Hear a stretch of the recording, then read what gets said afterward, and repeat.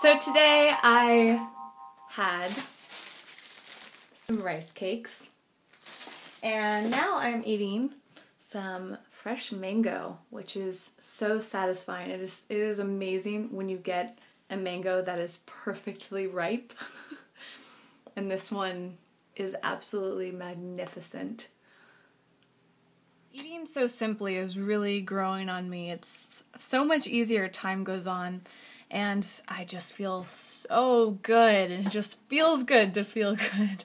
So right now I'm having another one of those wraps I talked about yesterday. So romaine lettuce, red bell pepper, cucumber, green onions, and then I added in some carrot today, plus a little bit of salt, nutritional yeast, and olive oil on top of the brown rice tortilla.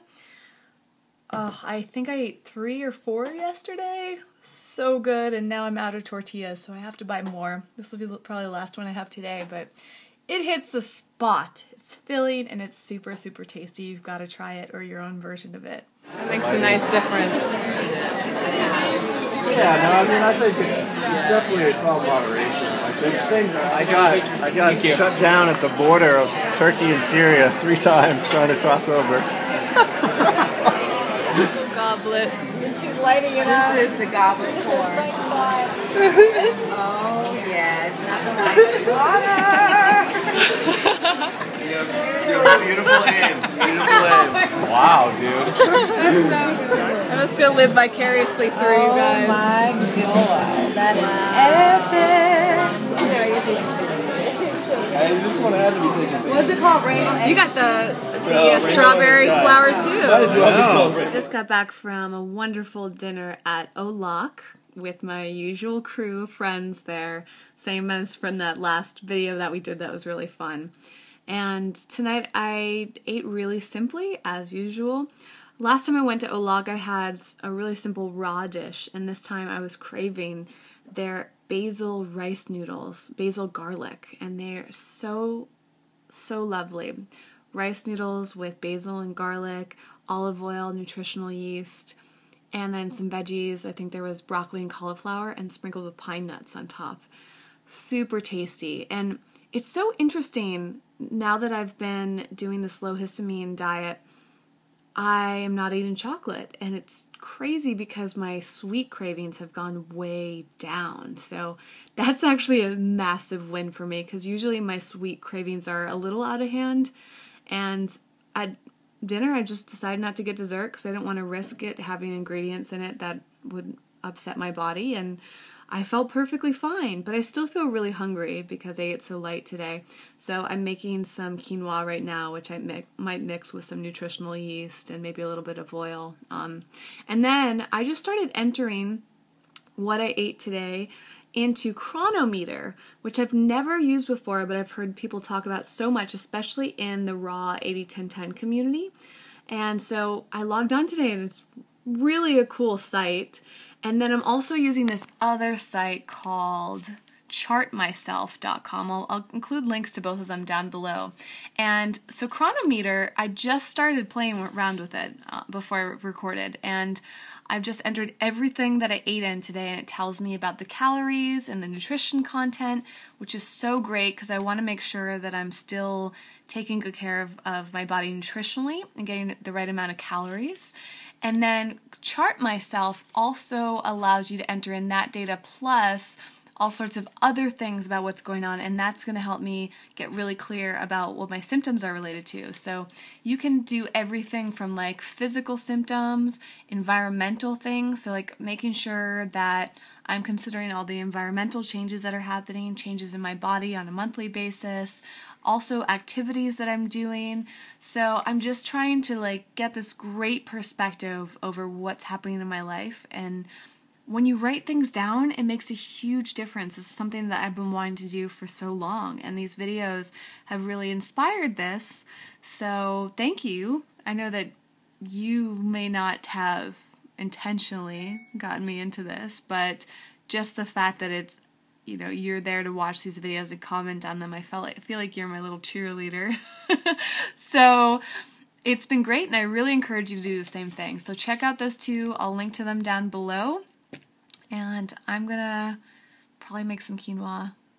It's on the on the stove right now, and I'm still really hungry. It's only 10:30, so probably need some more nourishment for the rest of the night. So I made the quinoa, and I actually cooked it with some veggie broth to add a little bit more flavor, and then put in some nutritional yeast, some salt, and some garlic powder, and it is so good. Also, since I calculated my total in the chronometer, I saw that I was a little bit low on iron and calcium today, so I just had a tablespoon of blackstrap molasses, which is so good. I think, at least. Some people don't like it. I think it tastes amazing. But I'm also one of those people who likes the taste of black licorice.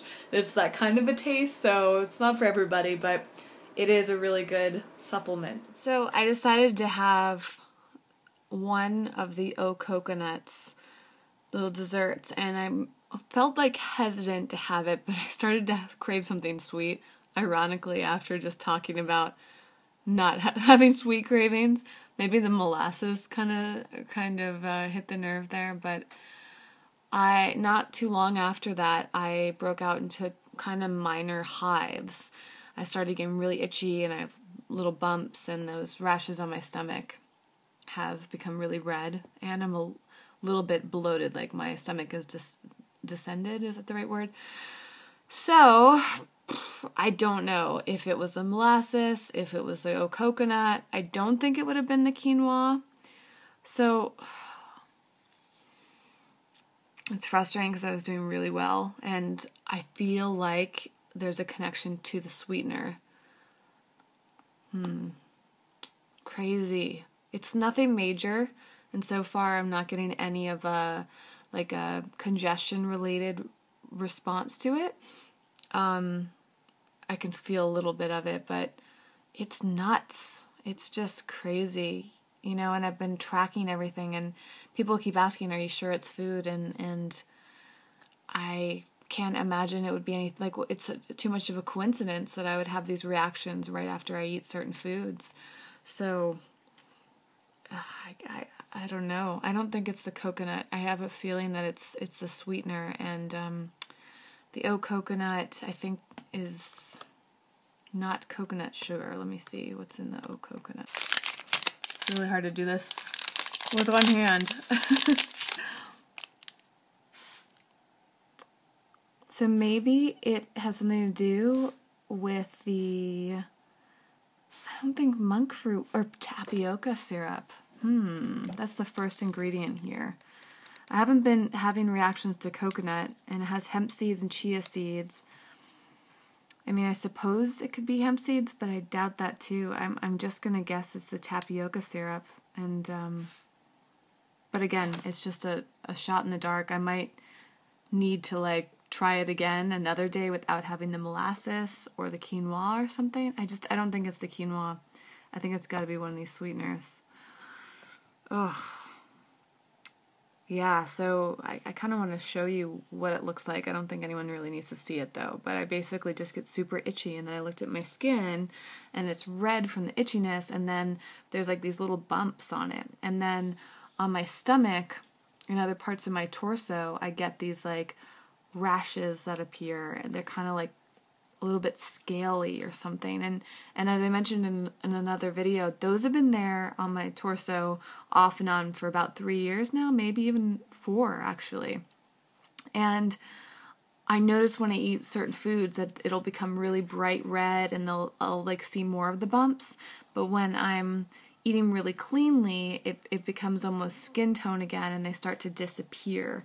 And I've also noticed fluctuations with that disappearing certain times of the year. It's really fascinating, and I just got to keep tracking this and find all of the info, and then when I do go see a doctor, I can bring them all these details and then hopefully make something of it. I realized too that there's an allergy specialist named Dr. Susan Bennett who lives in Los Angeles, and I've chatted with her I think once through email because I read her book and it was part of the Eco Vegan Gal book club, and I really want to have her on, on my Q&A I should say, but I also think she might be a great person to go see.